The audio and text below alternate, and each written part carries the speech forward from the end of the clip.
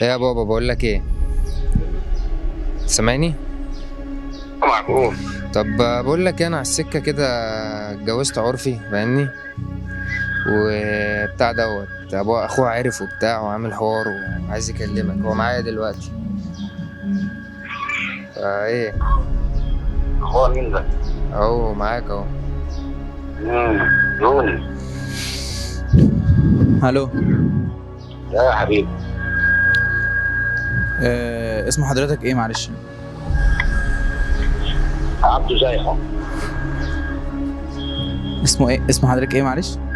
عبده زيحو. تمام. طب حضرتك يعني ابنك ينفع اللي عمله مع اختي ولا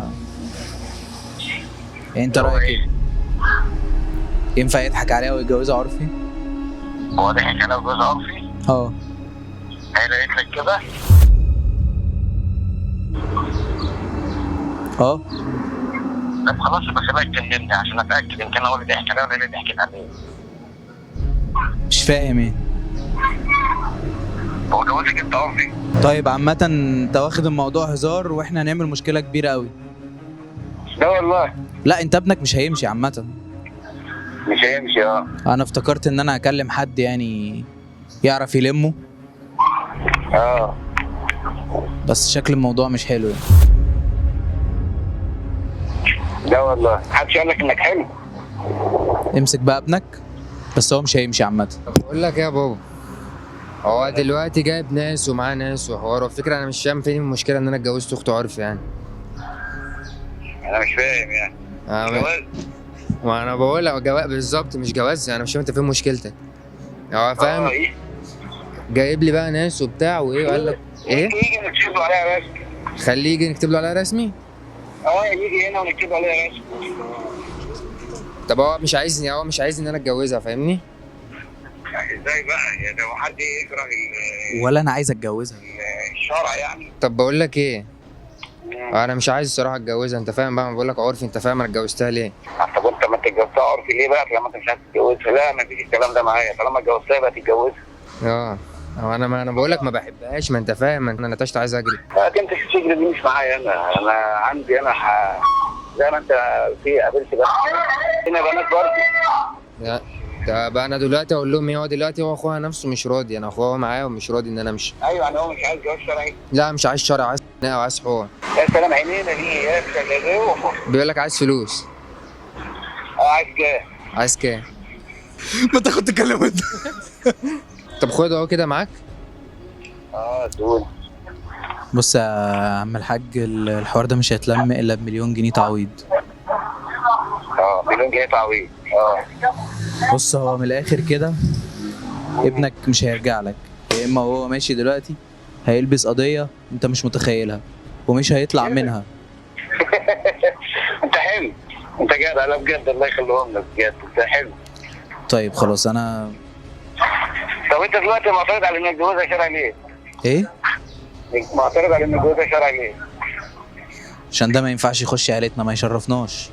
يا ابني مش الجوازها خلاص يا عرفي. ما يشرفناش ان انا ناسب واحد زي ده. ما يشرفكش انت تناسب واحد ده على اساس ان مين انت بقى؟ معلش يعني.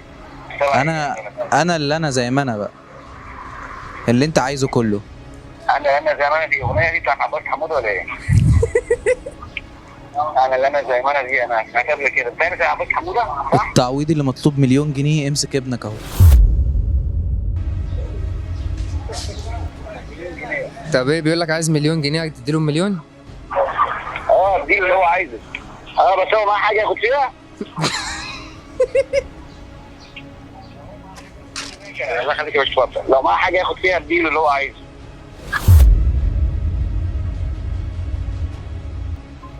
بكل هدوء وبساطه كده. طب وجزاء العسل حبيبي. انا مش عارف يربيك بس زي العسل. بجد ده رد فعل ابوك يعني؟ هو مصدق ولا اكيد عارف انك بتهزر؟ مش عارف بقى، هو ما بتتصل كده. تكلمه هنا، قول له قول له انا كنت بهزر مثلا كده. شوفوا هو يبقى عارف ان انت بتهزر ولا لا. انا عندي فضول اعرف. صح.